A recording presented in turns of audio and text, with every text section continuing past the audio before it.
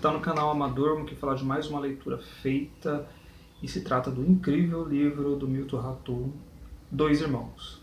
Por que eu falo incrível? Porque, gente, é assim, eu tinha certo aqui um pouco de preguiça para ler sobre Milton Ratum, né?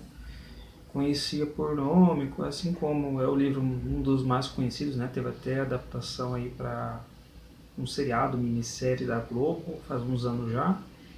Então era o único livro que eu tinha conhecimento ali do autor, né? E isso me deu um pouco de preguiça.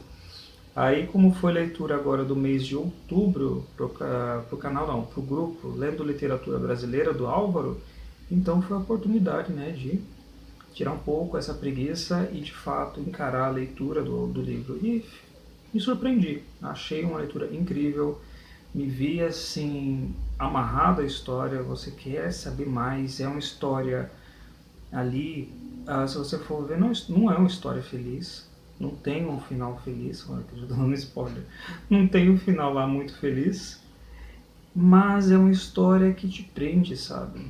É uma história que você fica ansioso para saber mais e às vezes você fica até incrédulo, porque não pelo que acontece não é verossímil e tal, mas pelo contrário, o que acontece ali é totalmente fácil de acontecer em qualquer família que possa aí existir, né? Então, a história vai se situar em Manaus, né? Numa Manaus ali, ciclo da pós-borracha, né? Em que Manaus vai do ápice ao ao declínio ali aos poucos e tal. E a gente se depara com essa família que é descendente de libaneses. Ou seja, são dois aí destaques que vão destoar um pouquinho desse eixo da literatura que a gente sempre encontra mais para essa região Nordeste, Sudeste, enfim, ou com outro tipo de ascendência, né? Então a gente tem dois destaques muito interessantes. Enfim, a gente vai lidar com essa família. Primeiramente a gente vai começar a história com a mãe, né? E a mãe, ela tá ali debilitada e o que ela mais anseia é que os seus dois filhos fizessem as pazes. A história já começa aí, ou seja, você já sabe que os dois irmãos do título não são dois irmãos assim, digamos que unidos, tem alguma coisa entre eles aí. Enfim, a história parte para a história, né? De fato, a trama parte para a história dos dois irmãos. E a gente conhece os dois irmãos gêmeos, né? O Yakub e o Omar. O Yakub é o mais velho, que nasceu antes, né? E eles são bem distintos entre eles. E o Omar é o mais novo. E muitas das vezes aqui dentro da história ele é chamado de caçula, né?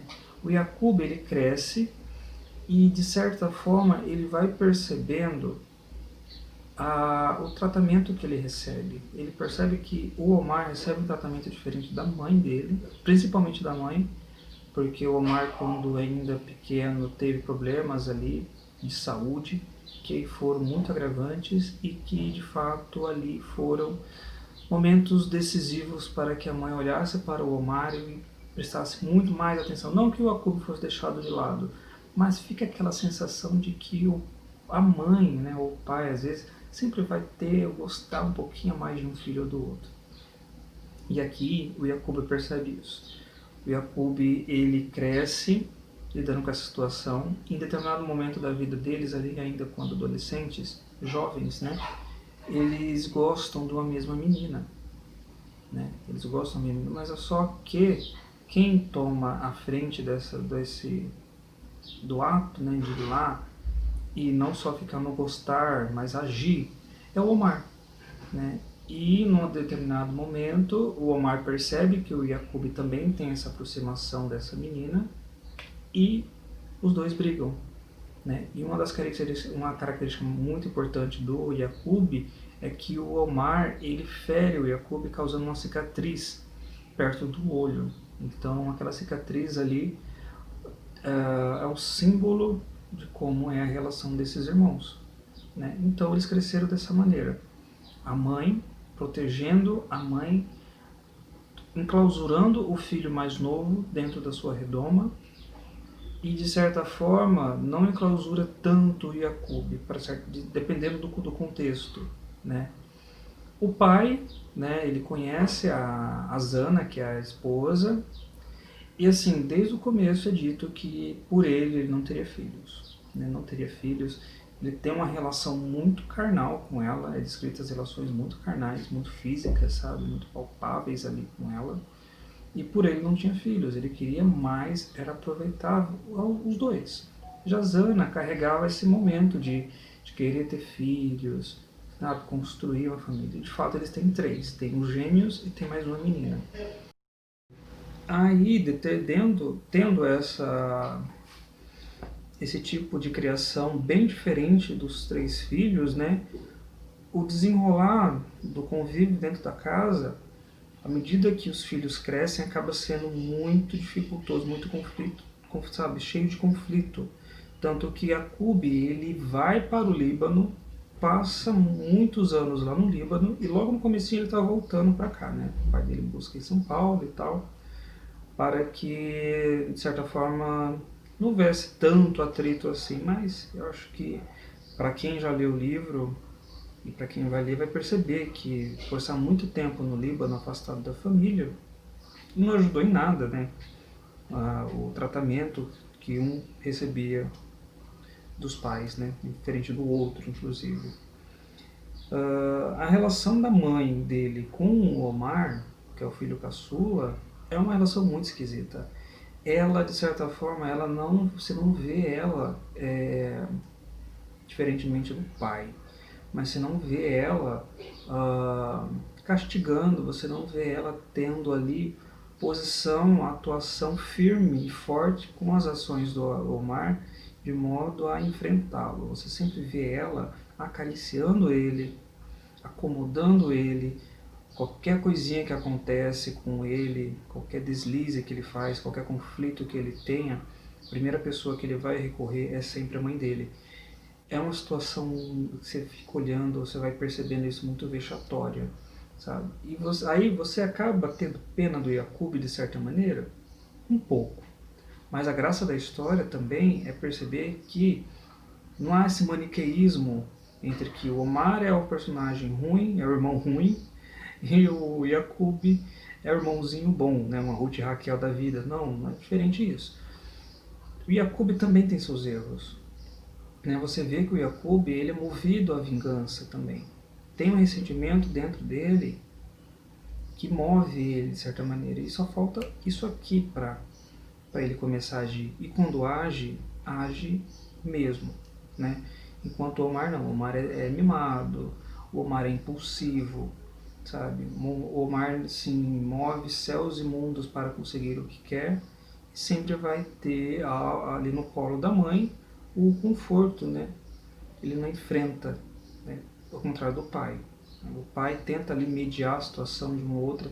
De certa forma, você às vezes percebe que o pai tenta entender o lado do Yaqub, tenta amenizar a situação, mas ele vê que, diante de tudo que já aconteceu na vida deles, o pai acha que aquilo que ele está fazendo, que ele está agindo, por mais que seja errado, pode ser justificado. Diferentemente, o pai tem uma visão diferente do Omar, inclusive. Né? O pai olha para o Omar de uma maneira que a mãe não olha. Ou seja, a gente tem dois extremos aí. Né? A mãe olha com extremo conforto, reconforto e clausura o Omar, enquanto o pai age com muita distância. O distanciamento dele castiga ele, enfrenta ele, digamos que põe ele no lugar de filho.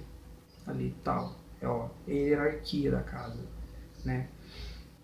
Eu falei da terceira irmã, também tem diferença. A terceira irmã, a mãe, fala muito, inclusive, que diferencia muito da criação da filha para os filhos. A mãe sempre fala da questão da criação da filha voltada para o casamento. Né? Aí a gente volta para uma sociedade mais no sentido patriarcal. Né? A filha que cresce, que tem que se adequar ao sistema patriarcal para agradar, para conquistar o marido e assim conquistar a vida, né? Ela fala que não, né? A filha é diferente, ela não casa, ela toma as rédeas da situação, inclusive ela é empreendedora, né? Porque ela começa a cuidar dos negócios da família também junto ao pai. E diferentemente disso, a mãe olha para a criação afetiva dos filhos com, digamos, aquilo que Freud explica, né? A mãe tem ciúmes das relações afetivas dos filhos, né? Aí nisso ela abarca os dois. Ela analisa as mulheres que passam na vida dos filhos, enfim. E para finalizar, a gente também tem uma outra personagem que é muito importante, a Domingas. A Domingas mora também dentro da casa deles, é uma índia tirada desde muito cedo da sua terra, né? E vive ali como empregada da casa. A Domingas é uma grande observadora e para mim também tem um papel muito principal, para quem já leu sabe sobre o que eu estou falando, né? E um caso interessante para prestar muita atenção é a questão da narração da história, né? Aos poucos, quando você descobre sobre o modo de narrar essa história, é o que deixa também ela muito incrível, né? Como eu comentei no começo. Eu acho que, além do fato do livro trazer algumas características que ele estou um pouquinho, trazer uma região diferente, trazer essa ascendência libanesa e tal, o modo que é narrado também prende muito o leitor. Eu acho que é o grande cereja do bolo, né? E aqui me lembra, eu não li ainda, mas me lembrou muito, eu só li algumas resenhas, né, de Esaú e Jacó, né, do Machado, e também me lembrou um pouquinho Dom Casmurro. Por quê? Dom Casmurro é um livro aberto, se você for ver. Né? A gente não sabe se captou ou não traiu Bentinho, devido ao quê? À narração da história. A gente viu a narração em primeira pessoa, que a gente sempre fala, narração em primeira pessoa não é confiável. Aqui é a mesma coisa, a narração é em primeira pessoa. E por se tratar de uma narração em primeira pessoa, o final, não dando spoiler, né, gente, mas o final aqui você vai perceber que vai te deixar na dúvida de muita coisa. Aí você tem que voltar. Ai, a bateria tá acabando, gente. Você tem que voltar na história para pescar ali algumas coisas que você pode ter deixado passar e que pode dar uma conclusão ou não a respeito lá no finalzinho da história. Bom, eu não contei para vocês, né? Eu li aqui no tablet para o clube, né? Lendo literatura brasileira aqui no mês de setembro. Agora no mês de outubro a gente vai começar a ler A Falência, já comecei de andamento. É um livro maravilhoso, é um livro sensacional. Com certeza eu vou querer ler outros livros do autor, né? Tirei essa minha preguiça e foi bom, né? Se eu soubesse que é um livro tão bom, eu tinha lido antes, né? Bom, fica a dica aqui de um livro maravilhoso que vale a pena ser lido. Então, se você gostou do vídeo, curta, se inscreva no canal e até a próxima.